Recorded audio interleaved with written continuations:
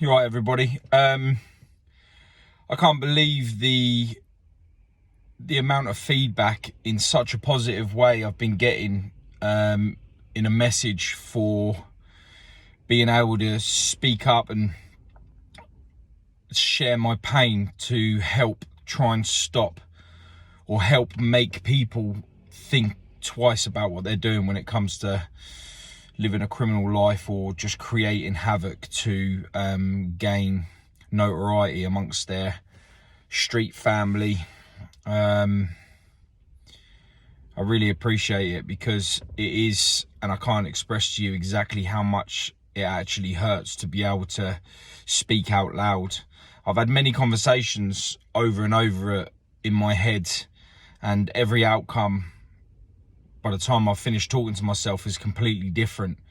Am I setting myself up to look weak? Am I setting myself up to just look a fool? And the one that I listen to the most is I don't care. I don't care if I look weak. I don't care if I look stupid. And I don't care. And the reason why I don't care is because if I look stupid, but I've managed to save one life, you should all look upon me as an example for standing up tall, because changing one life is all each and every one of you need to do to stop this pain. So my last video, we'd finished up at the morgue, the hospital morgue, and my mum asking me if he is okay. Now, from this point, it's a bit messy because I'm dealing with real negative thoughts, real harsh feelings towards the people that have took the lives of my brother and every member of my family. Although they're still here, apart from my brother, they murdered more than one person, a lot of people that day. And for that, revenge was on the cards. Now, after we left the hospital,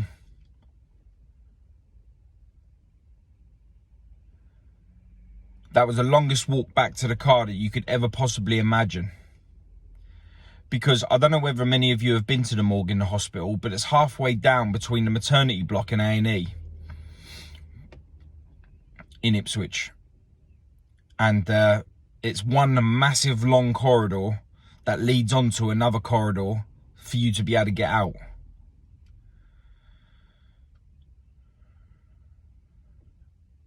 I got all my family and that lot to leave before because I had to sort some stuff out. They were walking up. I told them I'd catch them up. But the walk out of that room to sign papers,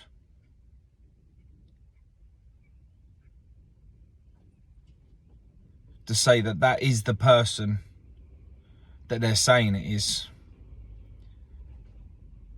was surreal. It was so strange because you're putting your autograph down for them to be able to hold someone you love so dear in a fridge.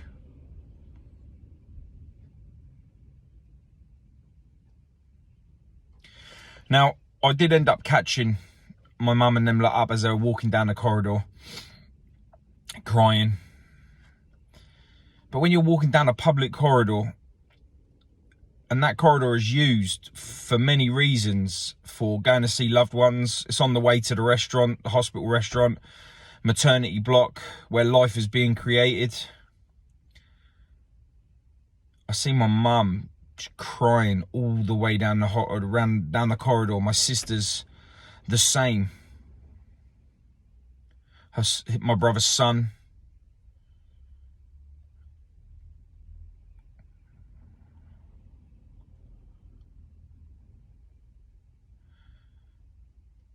and I'm still a little bit back, but I can hear them down the corridor. People walking past. They don't want to stare, but you can see that they want to. And as they walk past them, they have a little look back, and you're thinking to yourself, how can you be so inconsiderate? How are you staring at someone that's crying? Because you can tell whether someone's crying because they're sad or whether they're crying because they're happy. And I can assure you the noises that were coming from them was not happy joy. And you just want to... What the fuck are you looking at? You never seen someone cry before, but they don't know. They don't know that your firstborn son, your brother, your dad has just been murdered.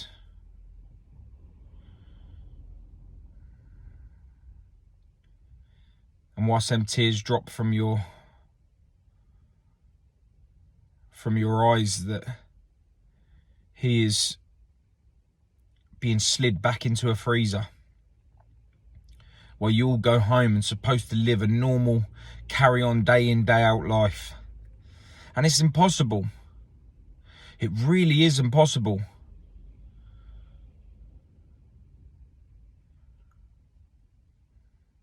My memory is consumed with all of this, and there's nothing I can do about it. I've forgotten stuff I should remember. Whenever I switch off and try and think, that's all I think. That's all I see. That's all I hear.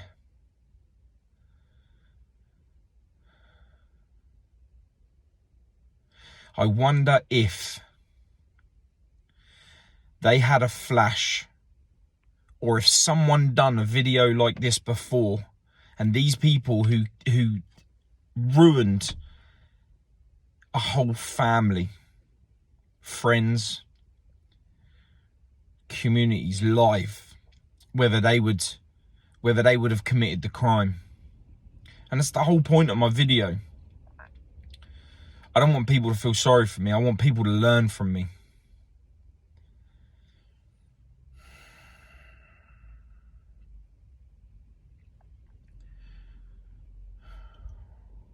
I try and tell you and get across to you how we felt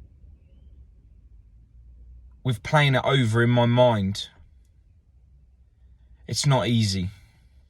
It's not easy to be able to replay them days and not sit here and cry, and be able to speak to you so you understand what comes out of the small actions that you play on the road. We have a lifetime of this pain. I know I am in pain.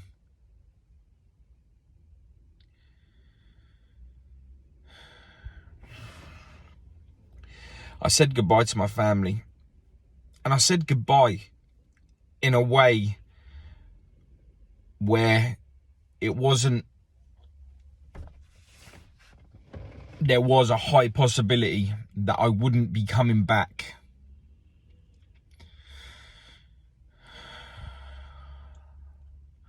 Because I had a mission in my head of revenge. So every time I said goodbye to my family, I knew that there was a possibility that I weren't coming home. Because I wanted to kill these motherfuckers that took my brother's life. My big brother.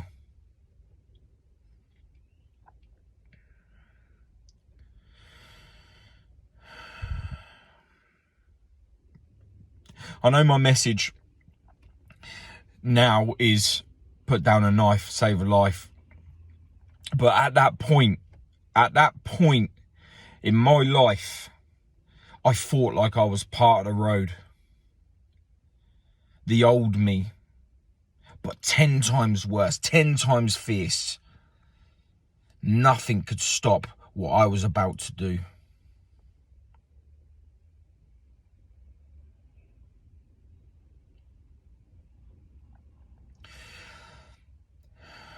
don't really believe in heaven. I don't believe in hell.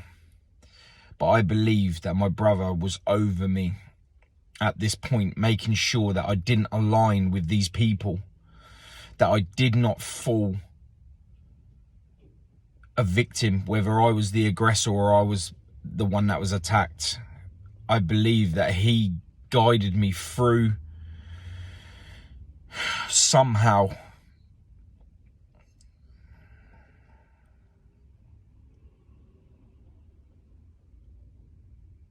I'd done everything I could to find out information about what happened to my brother and why. And no one would speak, nobody. I went to all of the crack houses. I bumped into people that was lower than low. And I bumped into people that was low, but they had a conscience. And I was hunting so bad. I turned up at one of the guy's house when I found out where he lived. I turned up at his house and I banged on his door. And I banged on his door with fierce venom. Because if he opened that door, he was dead.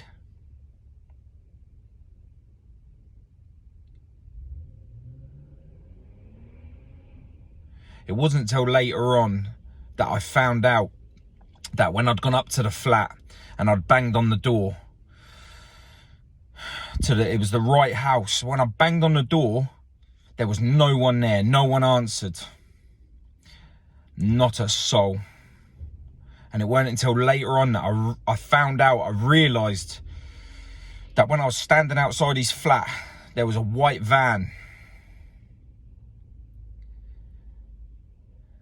And I was on the phone trying to find out where the other person lived. And I was on the phone. I said, tell me where they are. I want to, you know what I mean? I can't even remember what I said, but I just remember that I was venom. And he had only moved from the flat and down in the driveway of the flat, there was a white van. And he moved from the flat into the van. And he was in the van whilst I was standing right up against it. I think I even leant on the van.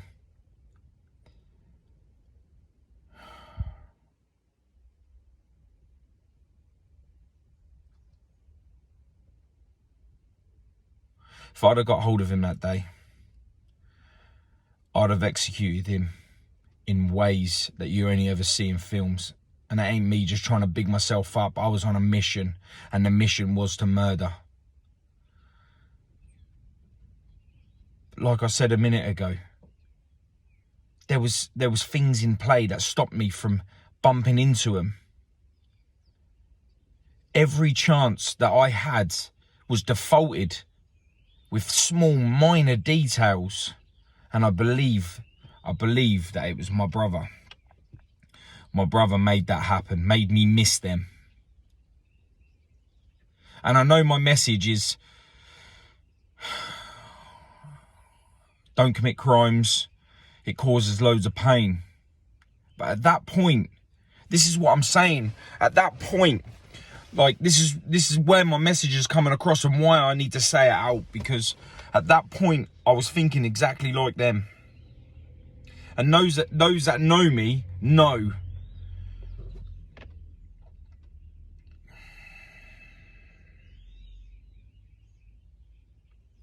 I missed every single one of them for a reason.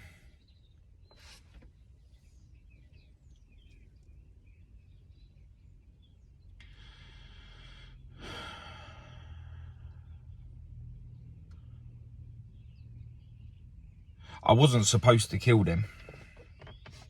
I wasn't supposed to ruin my life more than what it already was.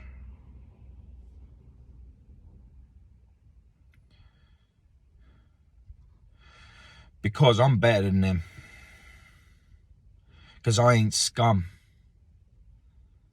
I'm just in pain.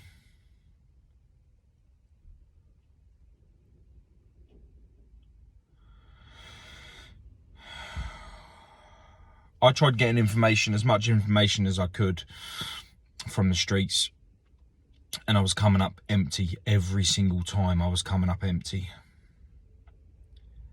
I learned a lot through this process of grief.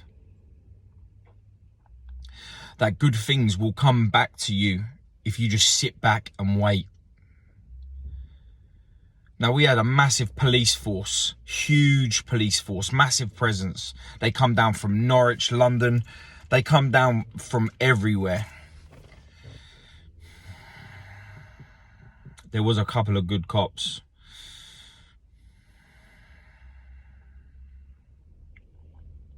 But there was no way in this world that I was leaving it down to them. And they knew, the police knew it as well. Because every time they went to question somebody, every time they went to a house, to one of the homeless people, they all turned around. Every single one of them people turned around and said to the police, you better catch these before Paul does.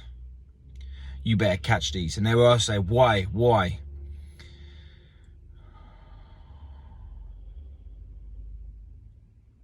But each and every one of them people knew. They knew why. Now, a lot of people loved my brother. And I don't think he realised. I don't think anyone realises just how much people care. But it's a shame that we have to wait. We have to wait till someone dies before we turn around and look at them and show them or tell them their true potential. I think the biggest problem that we have in this world is we're selfish with our time. And that's a shame. That's a real shame. Because if we just dedicate a little bit of time to the people that we love,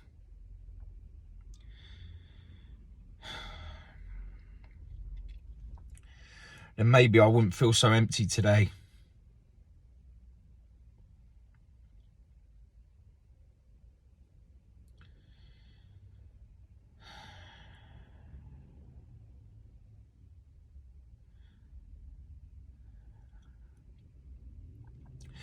Life has a funny way of showing us lessons. But why do we have to wait for the lesson to be taught to us before we make a difference in our life? Something I can talk about because it's happened. The worst lesson.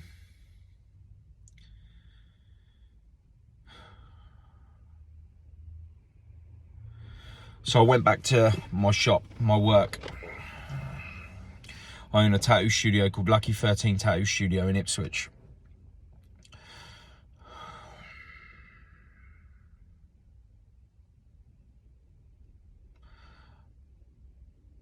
I thought I was at a loss. I couldn't find any information. I found odd bits.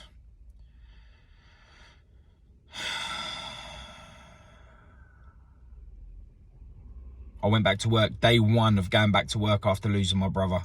Not day one, just the first day I've gone back to work since losing my brother. You walk into the shop, everyone's still working as normal. No one knew I was coming to work. And as soon as I walk into my shop, people are just standing there. People, when I say people, just my staff.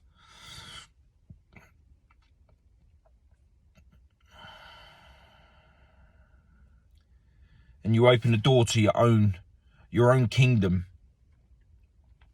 And as you open the door and you step in, they're looking at you like they've just seen a ghost. They don't know what to say to you.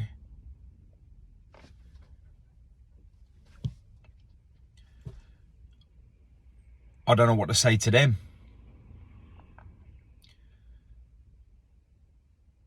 What do you say?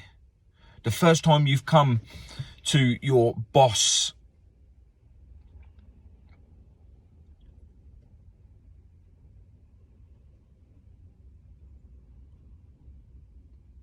they reached out, gave me a hug.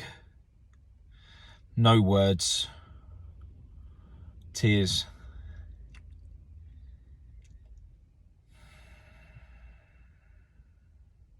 Are you sure you're all right to come back?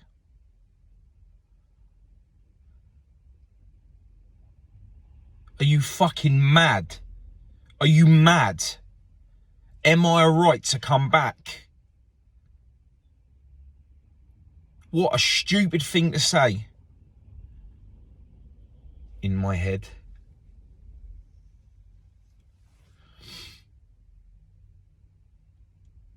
Yeah. I need to come back. And what a day that was. Because as soon as I come back, for some reason, these fuckers, all these people that knew something about what happened to my brother, wandered into my shop. I had people coming in the shop saying, Paul, please, I had nothing to do with it. I swear to you, I wasn't on road that day. Begging me, saying, please, I had nothing to do with it.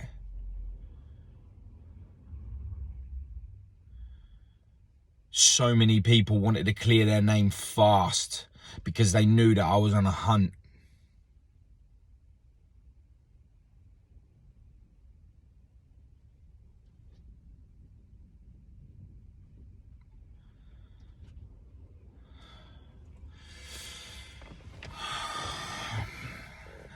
But the ones that did come in, oh my God, to give me information. Bang, as soon as I saw it walk through the door, do you want me to tell you who it was? It was the person who killed my brother's sister that walked through the door. Now I heard the guy's name being mentioned and I knew that this was his sister. But do you want me to tell you the strangest thing is? I help a lot of homeless people. 1st of November every single year, I put on a soup kitchen outside my shop. I get people to donate clothes, donate blankets, donate gloves, hats, socks, lady bits, all of it. And I've helped every single homeless person there was on the street. Every single one of them. And this was one of the people that I helped.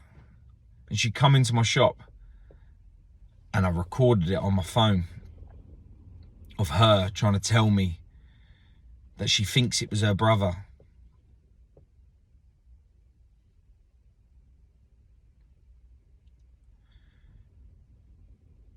I wanted to strangle this girl. But I couldn't. I kept my cool and that was so fucking hard. Can you imagine standing in front of somebody who knows, whose brother killed my brother? Imagine that. Imagine that.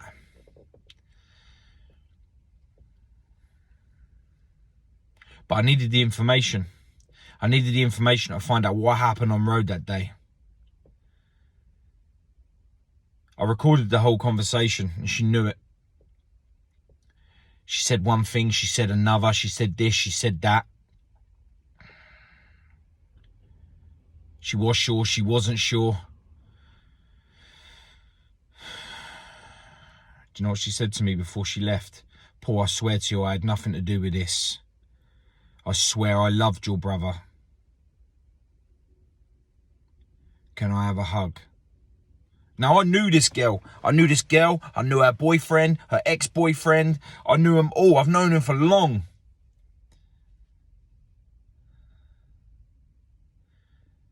And I said to her, if I hug you, don't let you be a part of this. Because if I find out it is. She was like, nah, I swear to you. Then she hugged me. I didn't know what to do. So I started preaching to her. I started saying, this isn't a life. You've got to stop this life. Why are you doing it? Like, why? Why do you want to carry on living your life this way? You need to get clean. I preached to her for about 10 minutes. I don't know what the hell. Like, I'm like, you just told me it was your brother that killed my brother. And I'm preaching to you, like, what's going on in my head?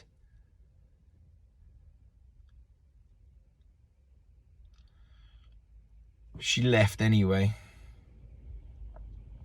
Then another person come in, and another person come in, and another person come in, all with information.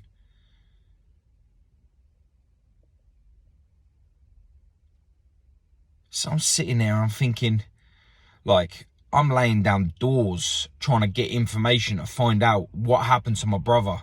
And all I had to do was go back to my shop and just wait for him to walk in. But do you know how hard that is? Do you know how hard that is to know that the people that kill your brother are out on the road and you're sitting in your shop listening to sorry stories? Sorry, I'm sorry, I'm sorry. Are you though?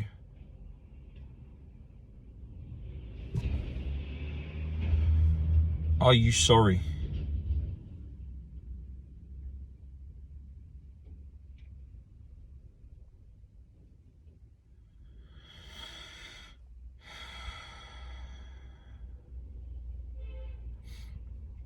I got to a point where I visualized these. I had an image of these people from what I didn't know. I've never met any of them before. But the information that I was being fed to so if I was to walk past them and see who they were, man, I'll tell you what the sickest thing is. Do you want me to tell you what the sickest thing is? And I'll tell you what, it'll fucking blow your mind. The amount of people that owe money, they owed money for drugs. And because some of these people knew I was on a mission to get these people, they were telling me that the people that they owe the money to was the person that killed my brother. So I would go and I would take them out so they didn't have to pay the drug debt.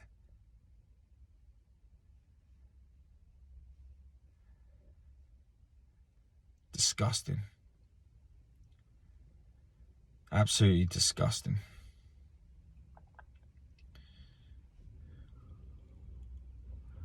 So there was a part between the morgue and finding the people that killed my brother and burying my brother. And that was tough. It was tough because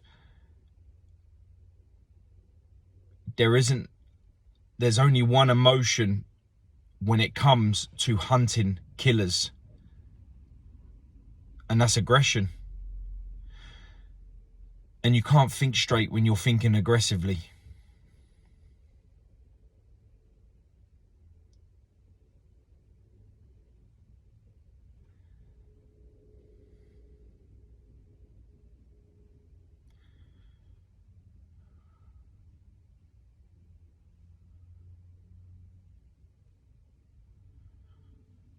It's hard to get this stuff out, the aggression side, because I'd blacked out for a lot of it. And it really is hard because there's a lot of stuff I can't remember because I was in a frame of mind where I had to revenge my brother. Everything that I'm telling you now not to do, that was in my head. And I was bad. It consumed me.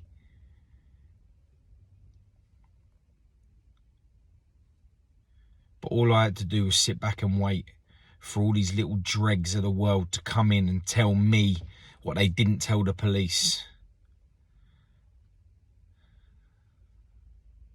And all the little fleas that were fucking trying to get me to take out their drug dealers and people that they owe money to so they didn't have to pay them, you fucking dirty scumbags. Dirty scumbags that just drain this world of everything that they possibly could. Why there is a brother, a dad, a granddad, a son lays cold on a bed, just a metal bed. It's not even a bed. A bed's got a mattress. This is just the cold slab that you end up on when you stepped on someone's toes for no reason.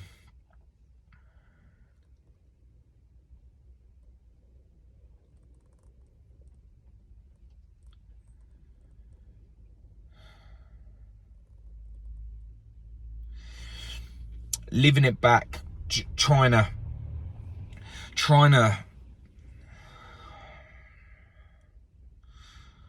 come to terms now, because it's done.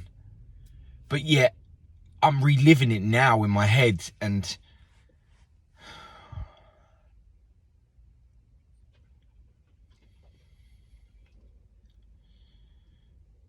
it consumes you.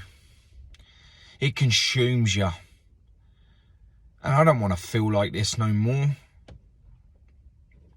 I don't want to feel this way. It's my brother's memory. But those 4 guys that took his life have done this to me. I'm not balanced right. I'm never going to feel at one with myself ever again.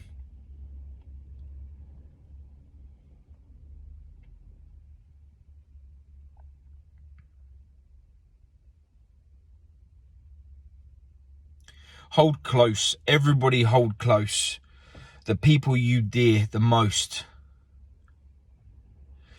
Because when the opportunity's there for you not to be able to tell them you love them, give them a dead arm, flick a bogey at them, whatever, man. Just whatever it is that you do that make you smile. Do it. Do it today. Do it right now. Because I promise you, once it's gone, you ain't getting that back.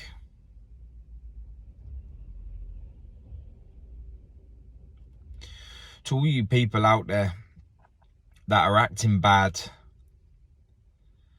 carrying your knives, trying to make yourself the biggest and the baddest out there, the respect that you have, it's not real. You're respected through fear, and that ain't respect. Respect is earned, not taken.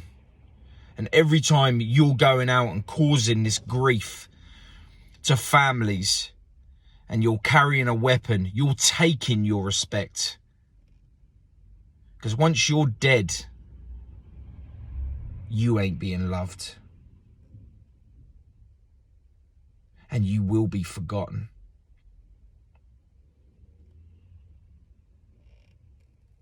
Put down a knife. Before you fuck everything up, put down a knife. Because it's hard to control the emotions afterwards.